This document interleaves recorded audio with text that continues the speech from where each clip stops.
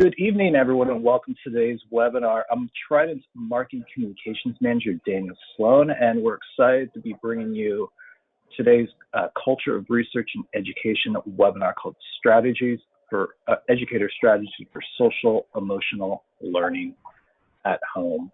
The COLE webinar series is designed to provide faculty, students, and alumni an opportunity to share their research and scholarship with the Trident community. By fostering a culture of professional development and idea exchange, participants will have access to a valuable forum for lifelong learning.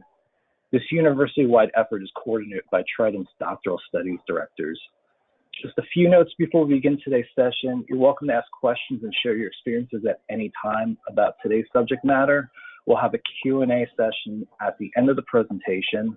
While everyone's muted, if you have a question or anything to share, just send those in the question box. You'll find that on the right-hand side of your screen, go about halfway down.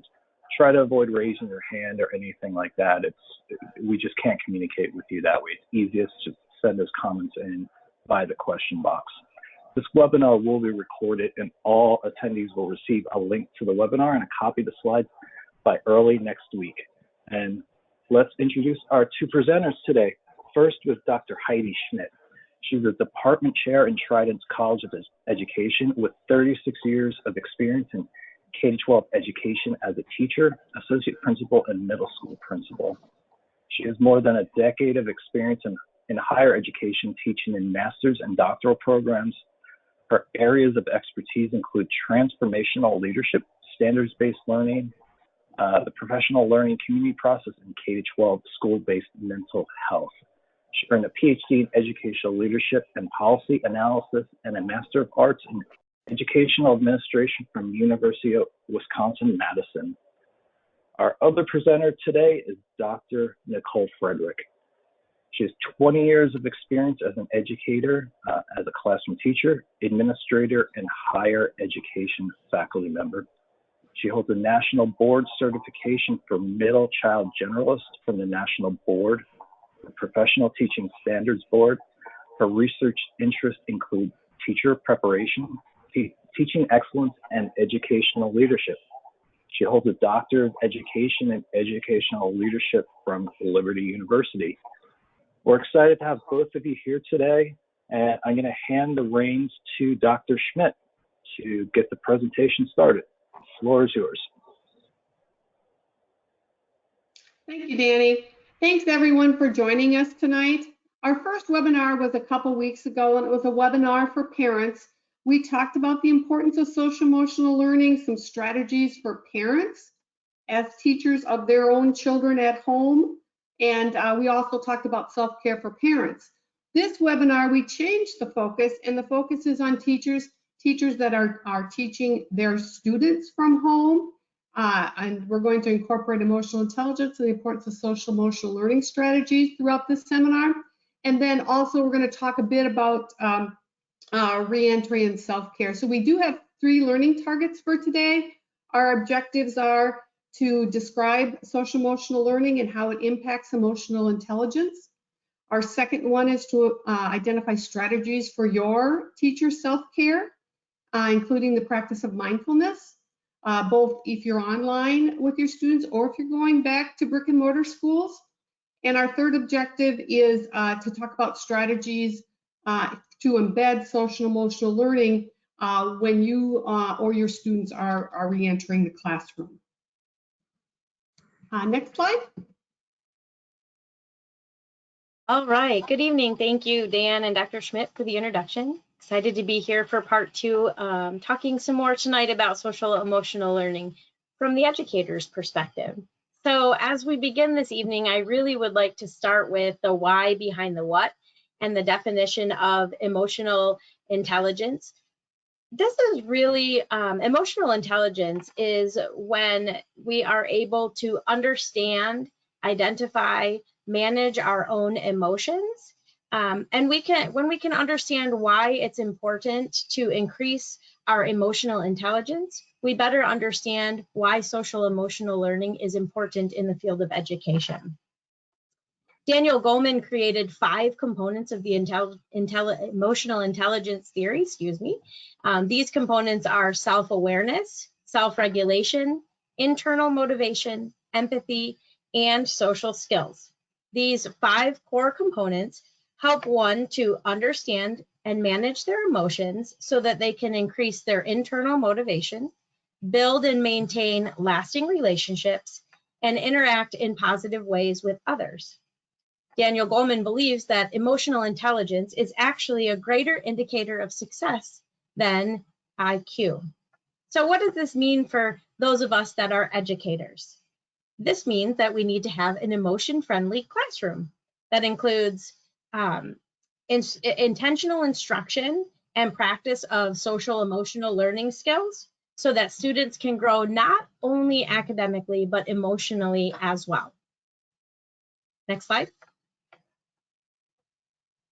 So why is social emotional learning important in teaching and learning? Well, the benefits of SEL is compelling. Decades worth of research shows that social emotional learning in the classroom makes a huge difference.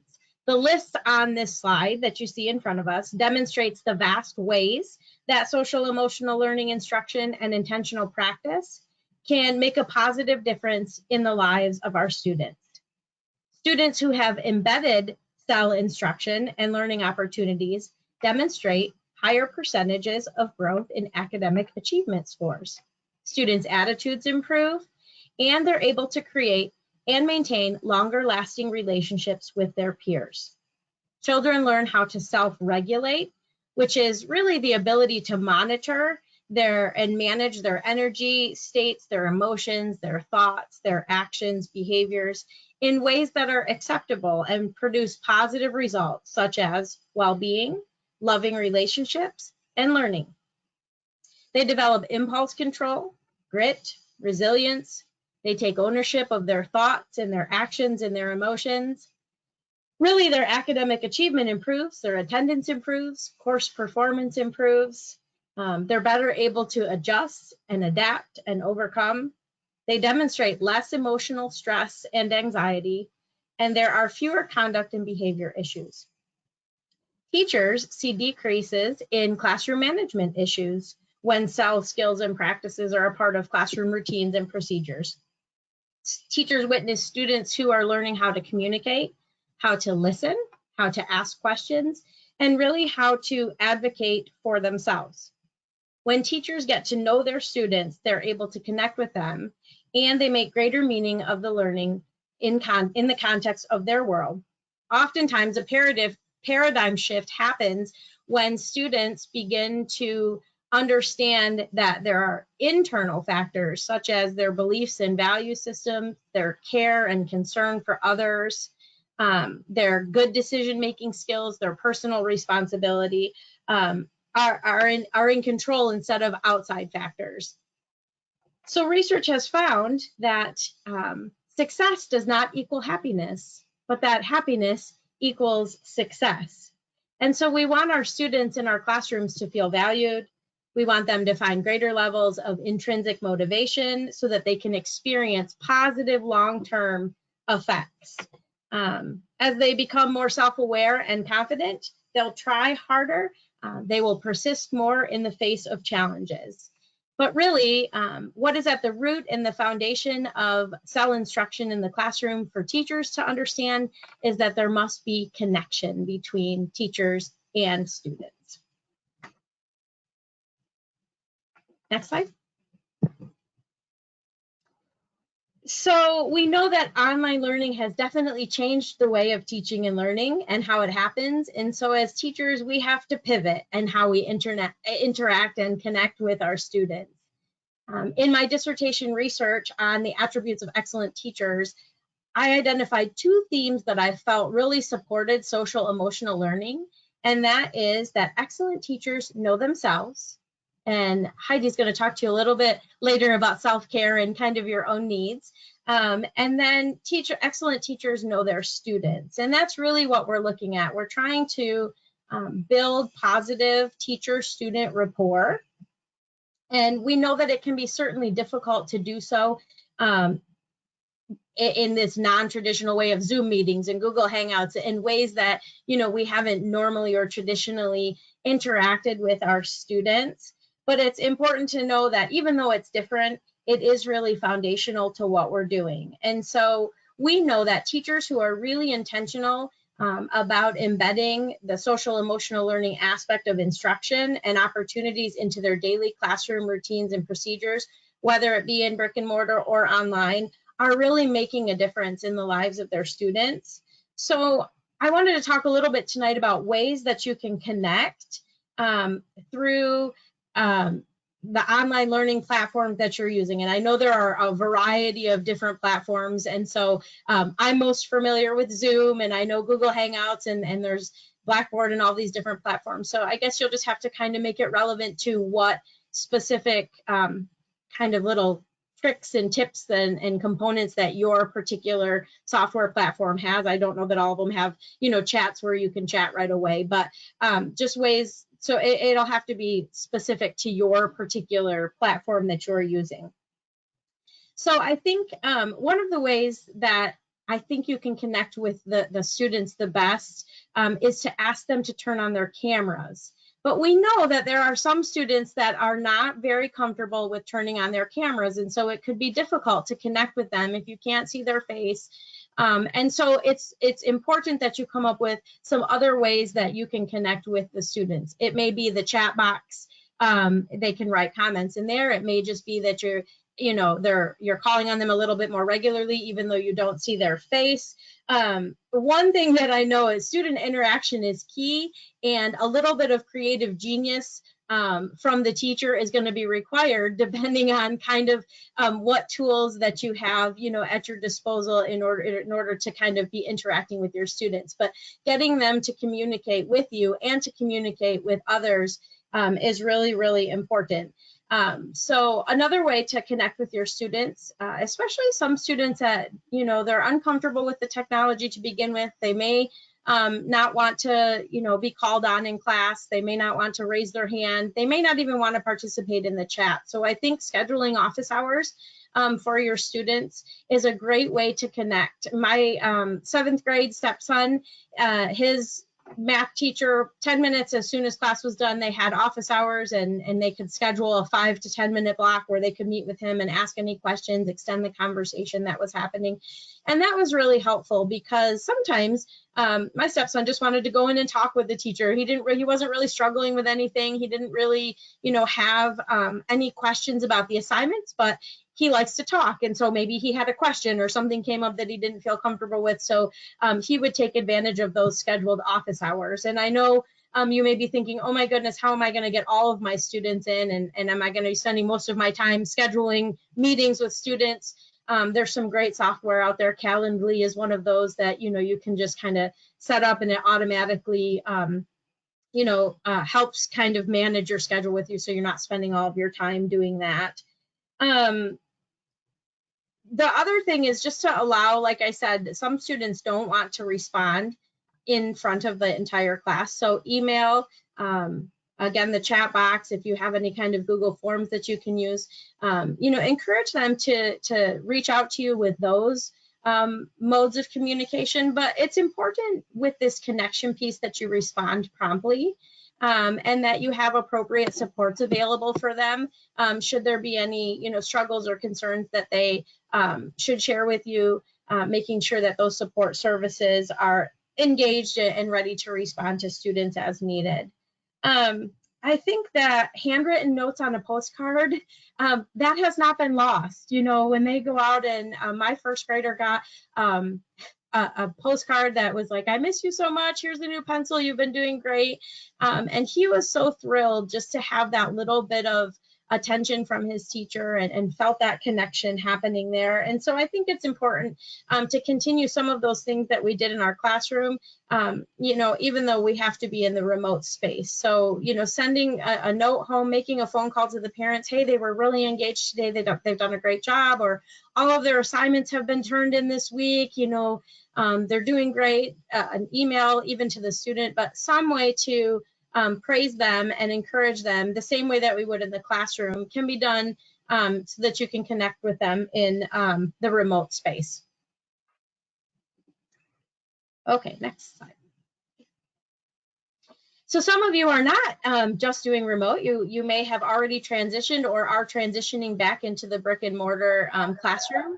And I think that many of the same strategies for connecting online happen in the classroom. And for most of you, it's probably easier to connect with students because this is traditionally how you have been doing it.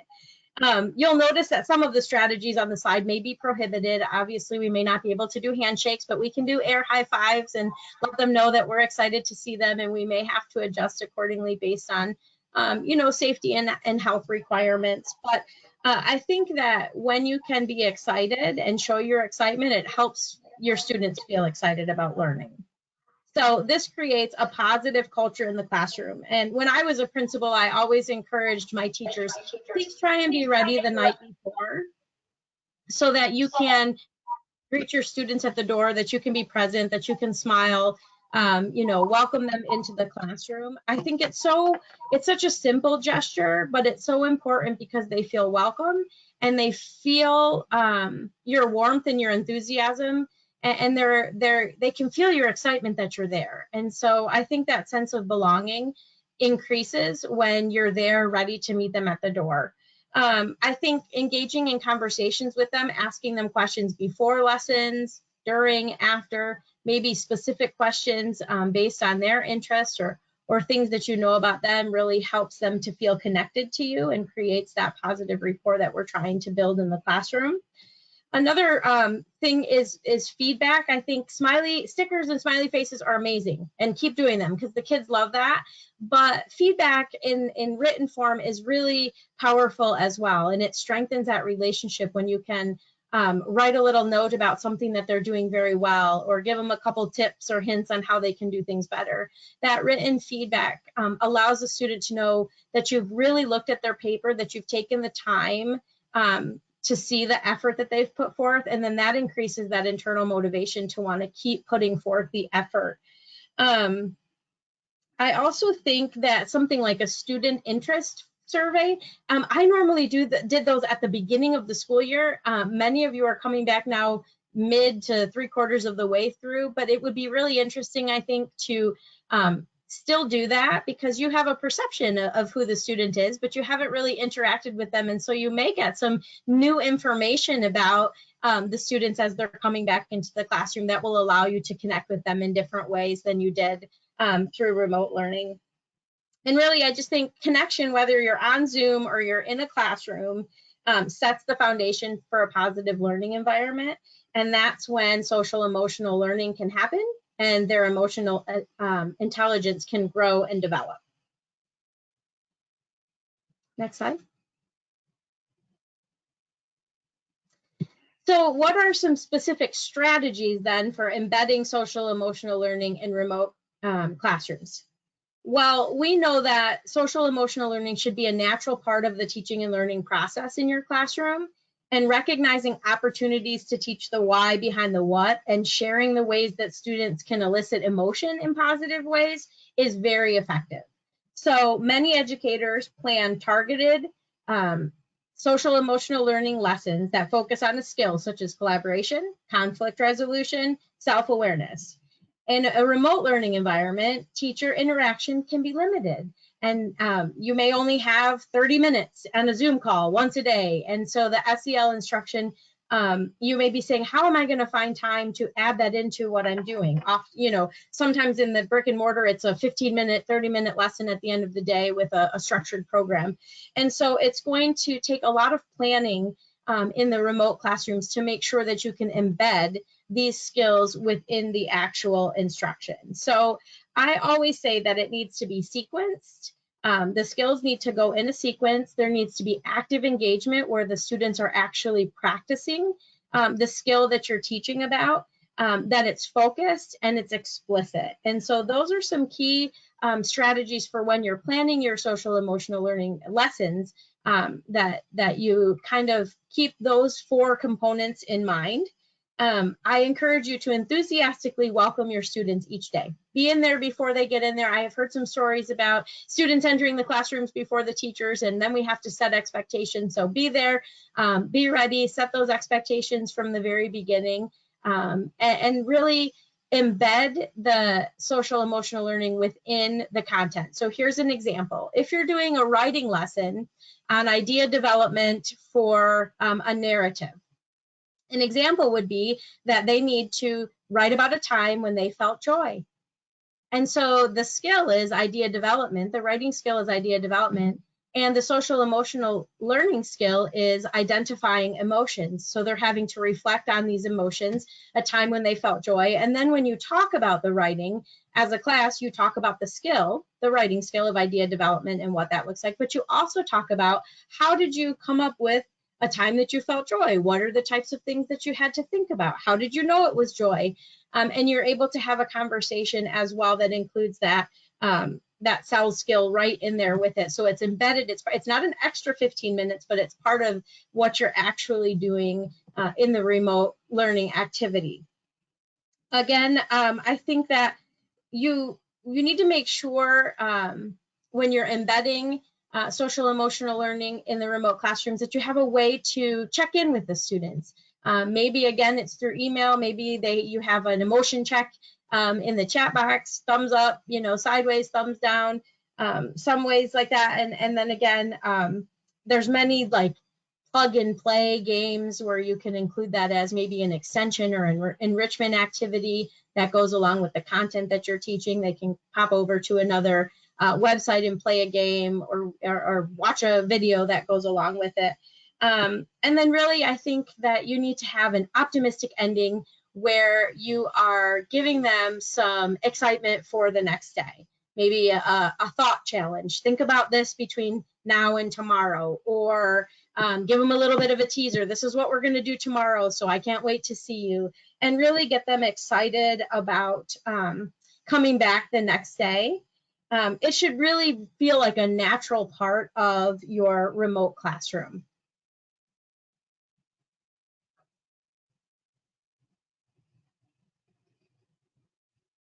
Can't hear you.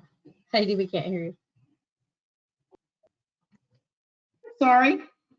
I unmuted myself, then I muted, and then I got unmuted again. So here we go. So I'm going to add on to some of Nicole's strategies. And just again, for those that are looking at reentry this month or next month, things are going to be different, right? Things are going to look different. They're going to feel different. And as a teacher, I know you're thinking, oh my gosh, there's so much to do. There's so much that I have to plan for. All these new procedures going to be in place.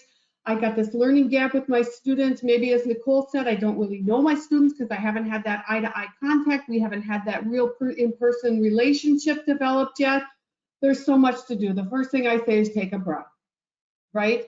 Acknowledge that it's going to take baby steps to get there. And we have to keep in mind that kids haven't been in our classrooms for almost a year, in our brick and mortar classrooms. There's probably going to be a gap in their learning. And they're going to be all sorts of different feelings on the social emotional side. They're going to be excited, they're anxious, they're happy, they're sad, and that could be you too as you transition back into the classroom. But we always want to think about strategies that can help them in any way to write, to talk, to think, or to create something about how they're feeling. So that could come from something as simple as your daily check-in meetings. Whether you have your community circle time, your daily check-in, it's the first 5 minutes of class, talk about the routine of the day. This is what's going to happen. Maybe we have it on the board. Maybe at the end of the day, you have a debrief, what did we do well today? What's tomorrow? But just that scheduled time that there's a community of learning, that it's going to talk about what our schedule is, but it's also going to be a check-in time for all of us to be together. Any type of classroom discussion that you had, you can embed cell strategies into that too. And again, I'm a firm believer we were given 2 ears and 1 mouth for a reason, and that's where we need to listen. Our body language of our students will tell us some things, and also what they're saying will tell us some things. So through those discussions, you'll be able to see and hear, are they overwhelmed? Do they not understand? What can you do to meet them where they are right now so that we can move forward? Journals are another great way, whether you have some weekly goals in there, even some daily goals, they could jot those down. Some students just like to doodle or sketch. Any way to get their feelings in their journal is another strategy for SEL, just so that you have a format for those students that might not like the traditional writing. Art, fabulous way for them to create something that they maybe aren't able to express verbally. Try something different, think outside the box. You're there to support that innovation or that risk taking. Could be doing some team building activities that again could be during your community time or within whatever subject matter you're teaching, again, to develop that trust and those relationships as you get to know your students in the face-to-face world again. And former English teacher, so big believer in any type of writing and publication, whether that's shared with anybody in your building or looking at, with springtime coming, some cards for veterans homes, anything to pay it forward with kindness. Could be something for your law enforcement, first responders, healthcare workers, some kind of banners for the front of your school, any way that they can use their writing skills to pass it forward to others. Next slide. So we've talked a lot about social emotional learning and being able to identify and manage emotions. And so why is it that we as teachers should be focusing on emotions? Well, the research shows us that eliciting positive emotions in the learning process has a vast range of benefits, and you can see some of those on the list on the left.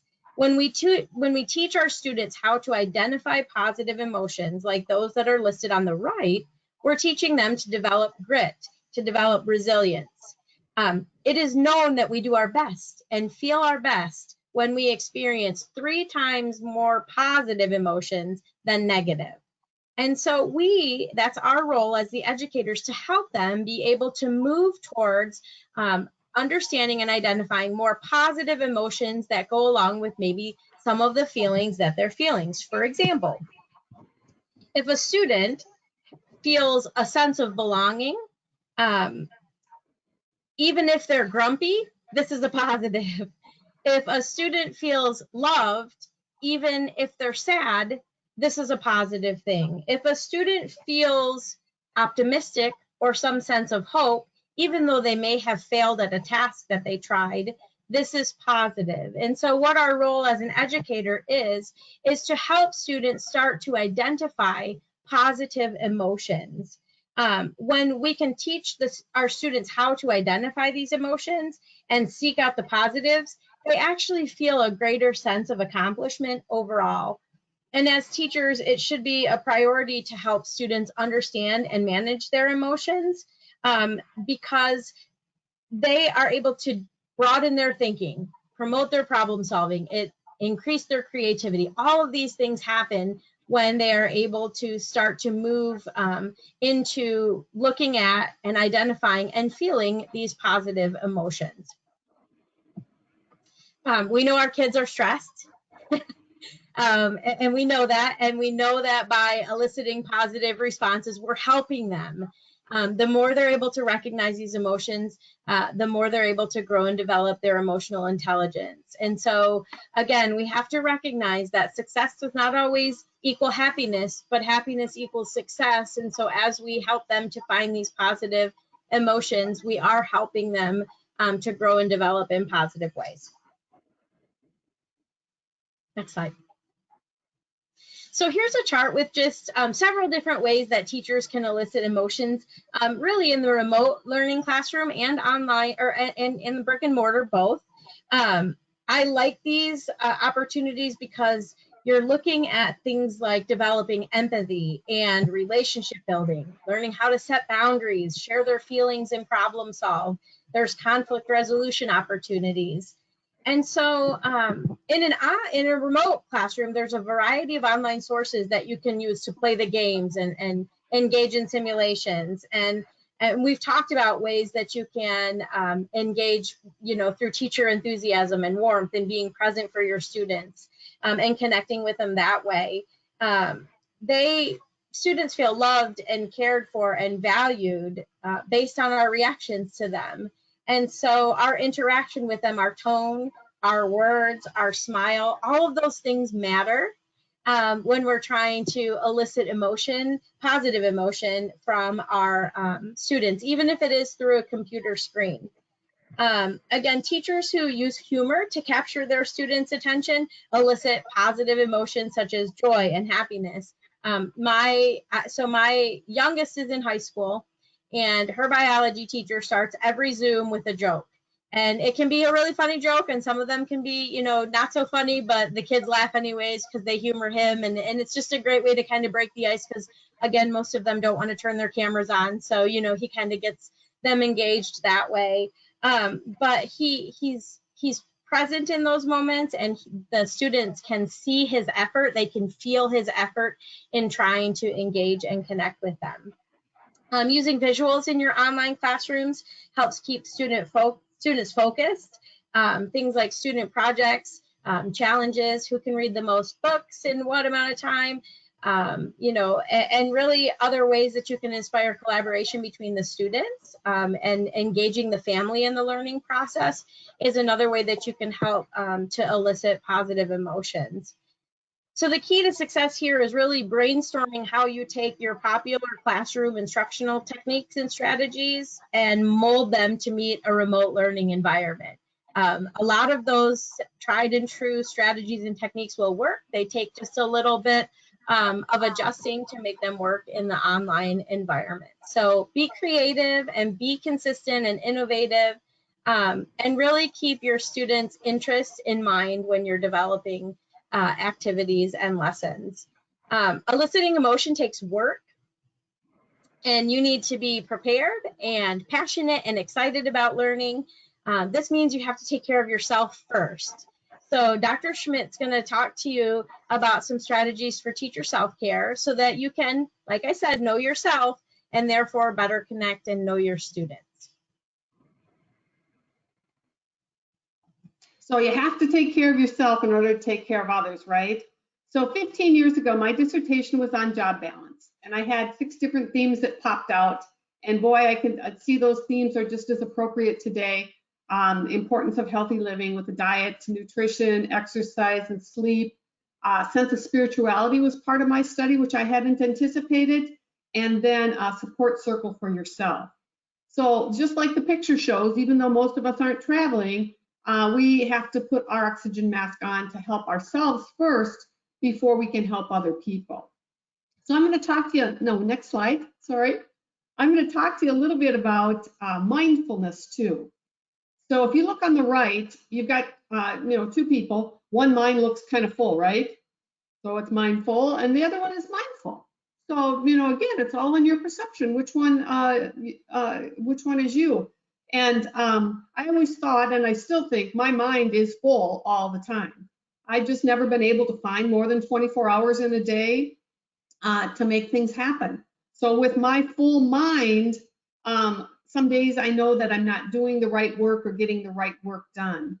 I am not a yoga or a meditation person, but totally understand the importance of that in people's worlds. My daughter is a director for a senior center in Wisconsin, and her daily yoga sessions, now they're virtual, with her seniors, oh my goodness, it's improved her strength and balance over this last year, and also her that for her physical appearance, but then for her mental well-being too, the focus that she's able to do through her yoga has been amazing. But my definition, what I believe mindfulness is just being aware of who you are, accepting who you are right now. You're in a no judgment zone for yourself. And then finding that happiness right now, happiness in the moment is important. And some days it might be a reach, but we can all find that joy from something that happened today. Part of mindfulness to me in my journey has been learning to forgive. Forgiveness is, and allowing yourself grace. Forgiveness is so important. Hanging on to some anger or negative feelings, that doesn't put you in control. Several years ago, I took a 3-credit online course in forgiveness, and I did it for myself. Part of a healing with some work situations. Probably some of the best learning that I did because it was about me and a discovery for myself.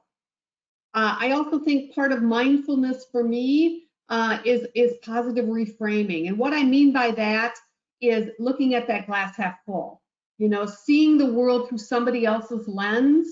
I had a wise elementary principal, and she once, her terms were always assume positive intent and always seeing the goodness in the person or the moment. Sometimes when you're maybe not in the best frame of mind, maybe readjusting that frame so that you can see where someone else is coming from, just to change your mindset too, and maybe have a bit of a growth mindset to go along with that. So next slide. When we talk about mindfulness, a lot of research out on mindfulness, reduces, you know, some hormone levels, reduces some stress levels, you know, improves your overall emotional health. Mindfulness has been done in elementary schools. Teachers that practice mindfulness strategies with their students have shown decreases in behavioral issues, you know, and increases in students' overall mental well-being and confidence levels too. Next slide. Okay, so why is mindfulness important to you? Mindfulness, I think, will help you reduce your stress level. For those that are still online, you're still having that same grind every day about what schedules, how to engage those students, which parents to contact, how do I make those activities and lessons engaging. And for those that are going back to brick and mortar, your stress level is kind of off the meter, you know, the scale right now. So I just think taking some time, and I've got a challenge for you here in the end, taking some time for you to acknowledge those things, and it can't be done all at once, to take that breath, I think will show and reflect to your students, because when you take care of yourself, you're setting up an environment for them that creates that positive and safe environment so that they can learn to the best of their ability too. When we think about being mindful, we're talking about today. We're not fretting about what happened yesterday or worrying about what could happen tomorrow. We're just giving it our best right now, today. I believe that mindfulness can build inclusiveness in our classrooms too. You know, our students are always watching. They're always watching how we act, react, and respond. So I believe that being mindful of all of our students, get to know them, really creates that culturally sensitive classroom too. So we're going to help everybody feel part of our learning community. And I think mindfulness is also important in a trauma-safe type classroom. We know that some of our students haven't been back in brick and mortar for a year. There's going to be a lot of emotions. Some students are going to feel traumatized coming back to school. Maybe they don't want to come back. Maybe they don't feel safe. Some students are going to feel a little out because maybe they don't feel confident in their learning. They don't know how much they've learned or where they are with their same age peers with in-class activities. So there's going to be a lot of different emotions. And as educators, I think anything that we can do to set that calm but positive and optimistic atmosphere is all part of mindfulness to help our students just to be present in the moment too. We want our students to problem solve. We want them to persevere, develop that grit and resilience. And as we get to know them, again, when we're back in our brick and mortar schools, just simple conversations with them. Oh, thanks for telling me that. Oh, I'm sorry that happened. Well, how can I help you? What do you think about that? All those conversation starters open the door for them to talk to you. And I think that piece, that conversation, can be important, not just for social emotional learning, but also important in setting the culture for a class of caring and empathy for mindfulness in your classrooms too. So next slide. I want to continue to talk about how do you take care of yourself. So again, this is applicable whether you're still going to be teaching online for the next month or two, or if you're going back to your brick and mortar schools. I'm a EPAL for a school district in Wisconsin, and last week or so, I attended the Reader's Theater, and I was in awe of the teacher, third grade classroom. I was in awe of the teacher. She had 18 third graders in person, and she had some students with some special abilities in her classroom, and then she had 3 students learning online. So they were on the Zoom platform at that time. So each of them had their part, they had their animal and their card. I mean, how she transitioned so masterfully from in-person instruction and put, the cart so that I could see her online students. The amount of work that teacher is putting into her lessons for both platforms was just amazing to me. So when I think about self-care for that teacher too, I try to always catch things with acronyms. I don't know. I think it's part of, an old elementary teacher inside. But I thought about the 3 Ps and being proactive, planning, and preparation. And proactive, just like it sounds, kind of anticipating what's going to happen, what that next event would look like, what that next situation could possibly look like. And I see planning and preparation as 2 separate things. Planning is kind of maybe the longer term. What's the week going to look like? Maybe what's that unit going to look like?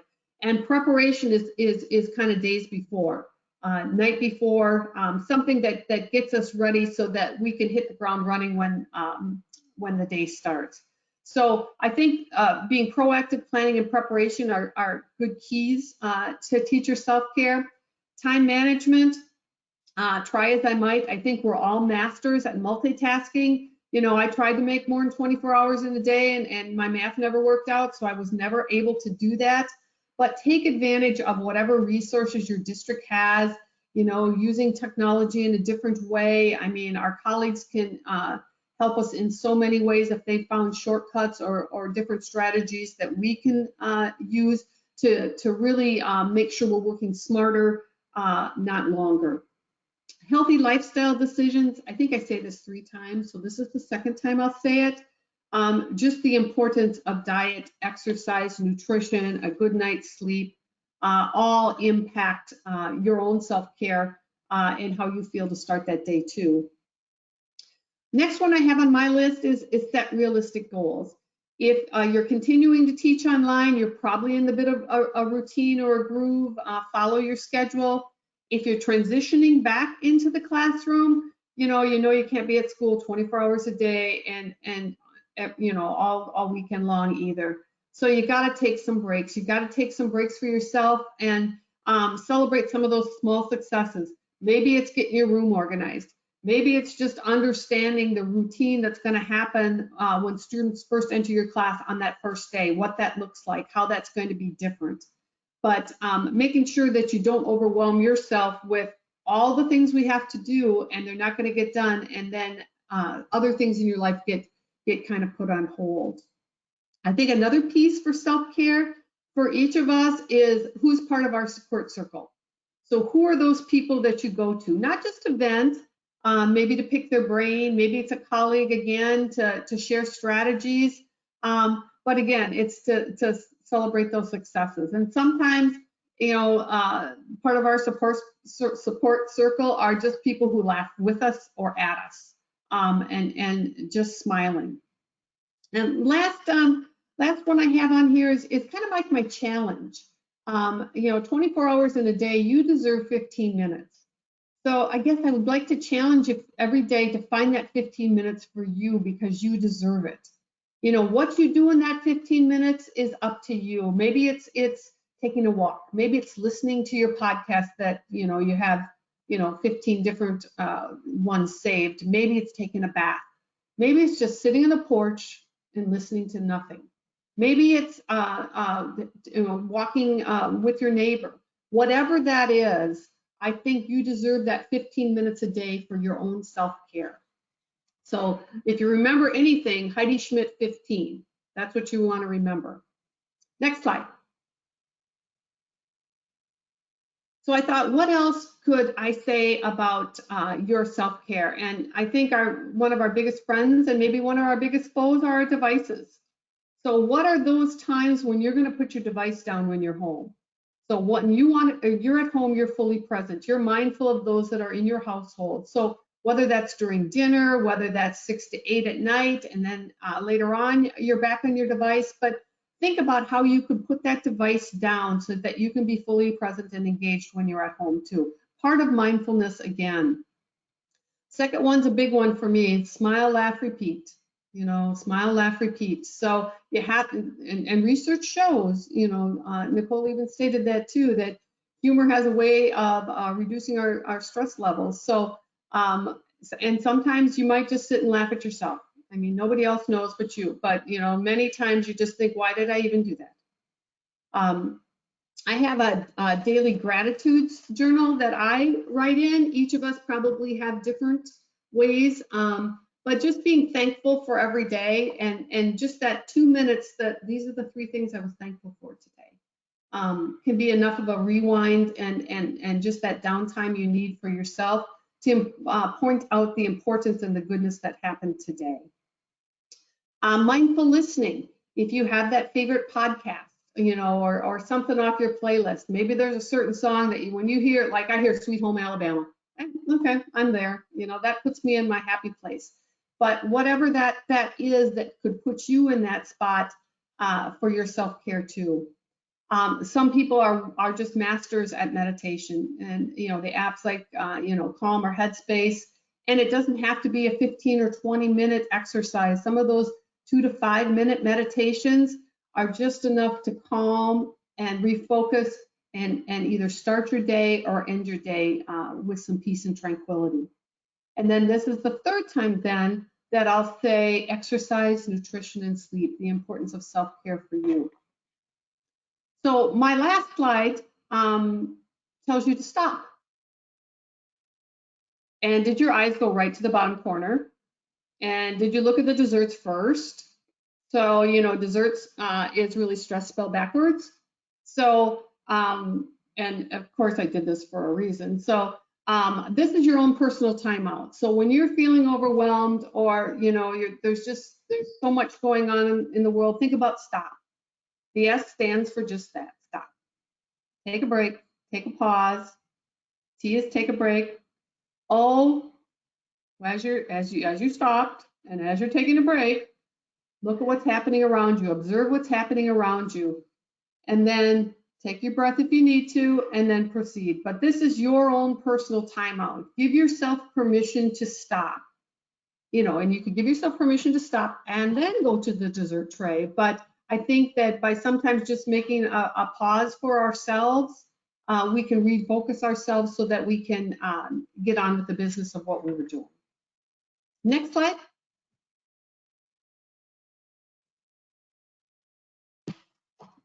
So as we talk about strategies for re-entering into the classroom, hopefully some of the strategies from your remote classroom will transfer in.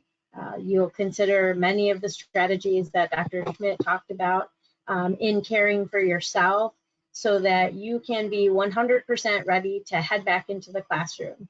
That doesn't mean that it's going to be without emotions. You will be feeling emotions, your students will be feeling emotions, and it is really just important to make sure that you have some opportunities to make sure that you are communicating openly with your students. I'm a big fan of transparency at developmentally appropriate ways. So I think it's okay to share, I'm feeling nervous too, if a student shares that they're nervous with you. I think that it is important to be consistent with your students and to make sure that really they understand the expectations and that you share some of there's going to be many changes in your classroom that are going to be happening that'll be new to the students. So you can learn them together and really encourage them. We're learning these together and we'll be okay together. Some of these strategies on the list are things that we've already talked about. Class meetings are a great way for you to be able just to share ideas, to share thoughts. I love them in the morning because we talk a lot about, hey, what's going to be great today? What am I looking forward to today? Really looking more at that positive outlook for the day. I had a teacher who taught 3rd grade, and she had a how are we feeling today bulletin board, and it was in the front of the room, and it was anonymous. Nobody knew who anybody's number was, and they were able to just kind of go put, I'm feeling great, I'm kind of sad today. And she was able to check in with them based on what their responses were, which I thought was a really unique way for her to connect with them and to check in with them. And so that's an idea. But like Dr. Schmidt said, any type of writing is so important where they can learn how to articulate and communicate what they're feeling.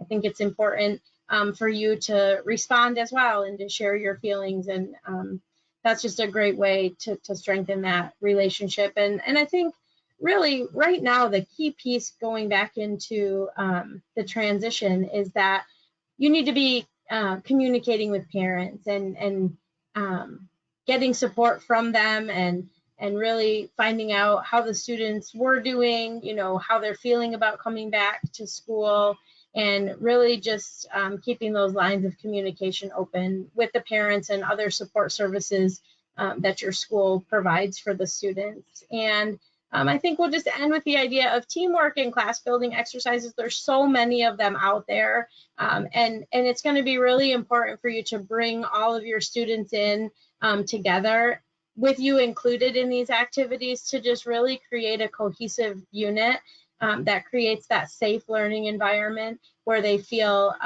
cared for and valued and they feel safe. And so there are so many other strategies and resources online. We can share some of those with you as well with the slide deck. But just we know how hard you're working, and we know that you're doing an amazing job, and it's been a difficult year, and teachers have certainly stepped up and done their part. So we thank you for that.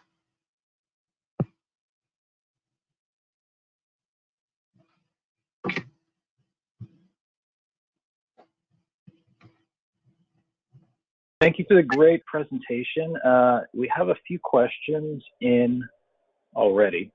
And as a reminder, those of you who do have questions, you can submit them by the question box, right-hand side of your screen. Find the control panel, go about halfway down. I've been talking to a few of you already. And the first question, this one's for you, Dr. Frederick. How would you recommend applying the journaling concept to high school age students?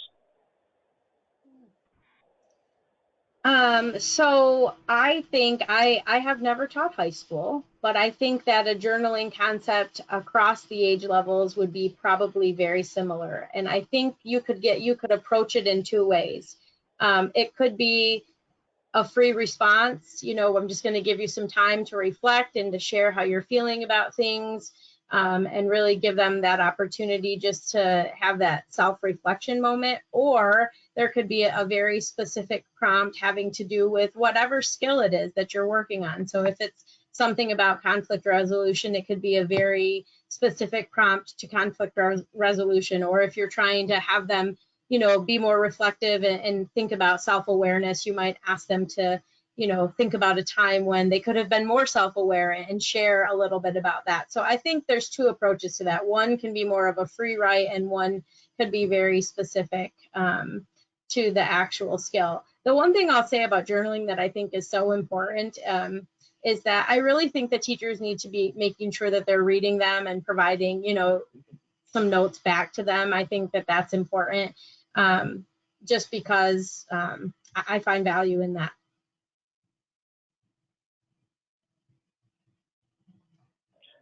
Okay, thank you. And next question for you, Dr. Schmidt. One of our attendees said, thank you for the section on self-care. Sometimes I definitely need it more days than others. Do you have advice for educators who are teaching online who struggle with juggling the actual classroom presentation and instruction, engaging with students who are speaking verbally, and those who are only engaged in the chat box? Sometimes it feels like it's too much. You're on mute, Heidi. Okay, now I'm unmuted, right? Yeah. Well, Nicole experienced this herself with her 5 kids home this year during parts of the year, learning with them. But what I've experienced in talking to my colleagues is it's got to be a bag of tricks, right? It's got to be, you know, you're going to try different things for different students, just like we would in the classroom. Some students are going to be those ones with the camera off. Some are going to be in the chat box.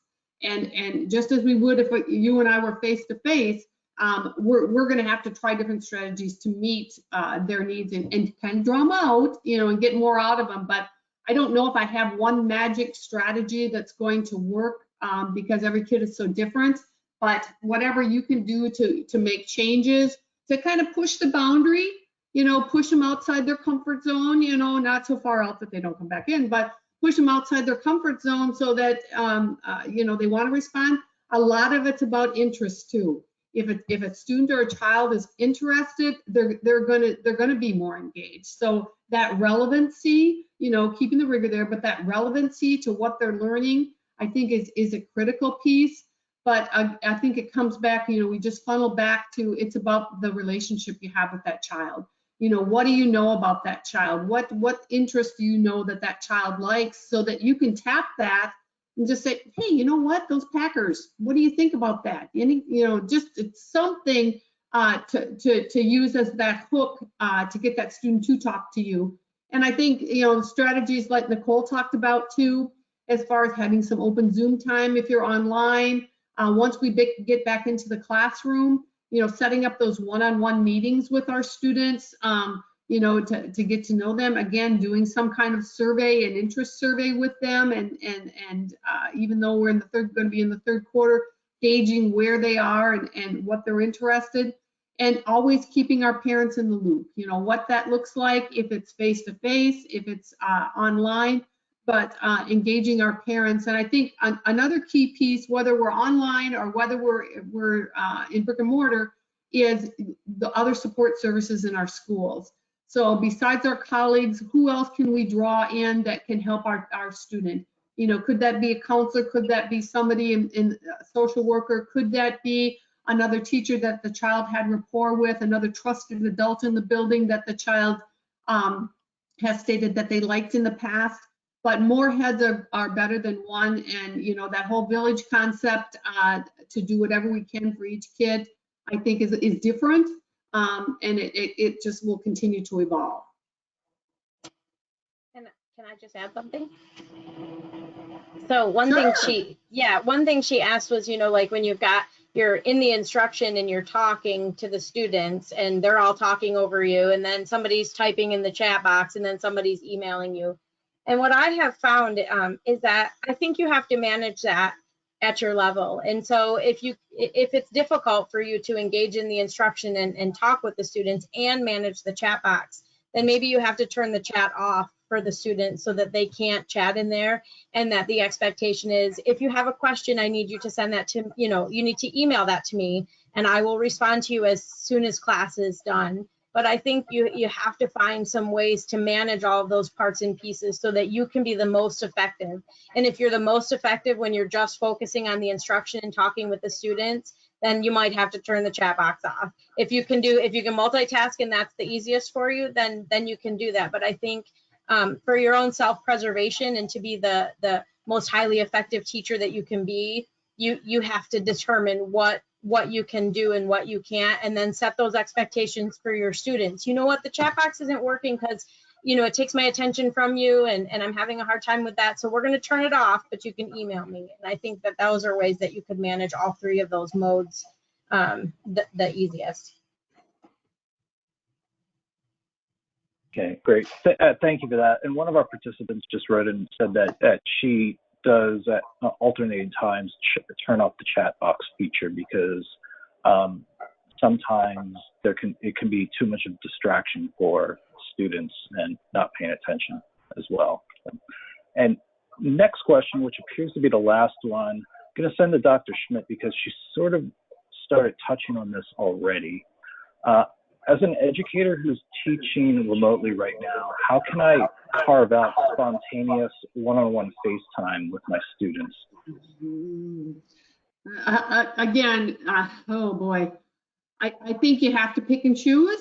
And that pick and choose could be that, we're going to have 2 to 3 o'clock today. I have an open time that you can come in and talk, Zoom in and talk.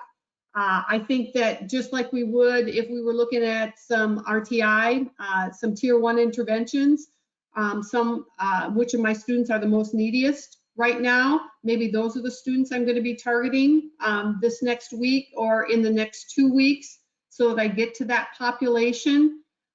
You know, to expect that we're going to be able to have this 15-minute conversation with every student is just not realistic. So I think it's based on need and your assessment of where your students are. Maybe it's a rotating basis also, that you want to get to all your students. And the 5 extras that you're throwing in this week are 5 students that you haven't talked to before that haven't presented challenges, but are just students that I need to get on the list. I'm going to get to everybody, but I have to prioritize that somehow in my mind so that that certain needs are met first.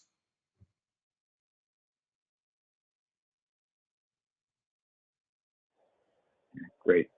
Thank you for that. And then thank you for everyone for submitting your questions, your comments. And a number of people submitted some great advice, and we'll do our best to try to pull all of that together and see if we see the best way to share it with everyone who registered early next week. And if there's any more questions that come in or you have anything else to ask, please feel free to send it in and we'll follow up with you afterwards. And want to thank our presenters tonight, and and thank you for everyone for attending this. Like I said, we'll be sending out a link to the recording early next week. You can visit the core webpage to learn more about the series and see our library of past webinars dating back 5 to 6 years. And thank you for everyone who's attended. Your great questions. If you would like to reach out to Dr. Schmidt or Dr. Frederick, their contact information is on the screen. Have a great evening and see everyone later. Thanks a lot.